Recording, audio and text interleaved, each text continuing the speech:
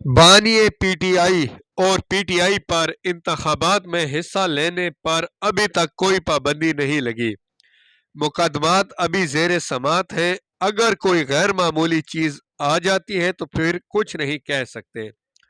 8 فروری کو یقیناً انتخابات ہوں گے، عوام شک میں نہ رہے۔ نگران وزیر اعظم انوار الحق کاکڑ کا بڑا بیان جاری۔ اسلام آباد ہائی کورٹ کا العزیزیہ ریفرنس میرٹ پر سننے کا فیصلہ۔ مقدمہ احتساب عدالت کو بھجوانے کی استدعا مسترد۔ چیف جسٹس کی سربراہی میں 2 رکنی بینچ نے سماعت کی۔ نواز شریف پیش، اسحاق ڈار اور مریم نواز بھی ہمراہ تھے۔ بانی پی ٹی آئی کی نااہلی کے خلاف اپیل واپس لینے کی درخواست خارج۔ چیف جسٹس اسلام آباد ہائی کورٹ نے فیصلہ سنا دیا۔ توہین الیکشن کمیشن کیس میں بھی جیل ٹرائل ہوگا۔ بانی پی ٹی آئی کے کیس کی سماعت 13 دسمبر کو جیل میں ہوگی۔ پی ایس ایل کی ڈرافٹنگ، 22 ممالک کے 485 کھلاڑیوں کی فہرست جاری۔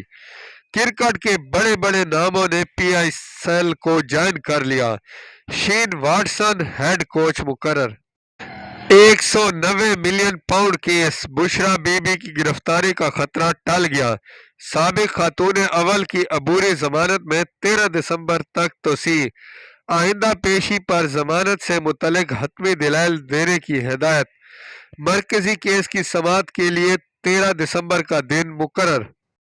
بانی چیئرمین پی ٹی آئی نے اپنی 5 سالہ نااہلی چیلنج کر دی۔ لاہور ہائی کورٹ میں درخواست دائر۔ درخواست میں الیکشن کمیشن کو فریق بنایا گیا۔ P T I inter party election دوبارہ کرنے کا فیصلہ بھی چیلنج۔ 2 ریاستی حل کسی صورت قبول نہیں۔ ہم اسرائیل کو وجود کو ہی تسلیم نہیں کرتے۔ مفتی تقی عثمانی کا اسلام آباد میں خطاب۔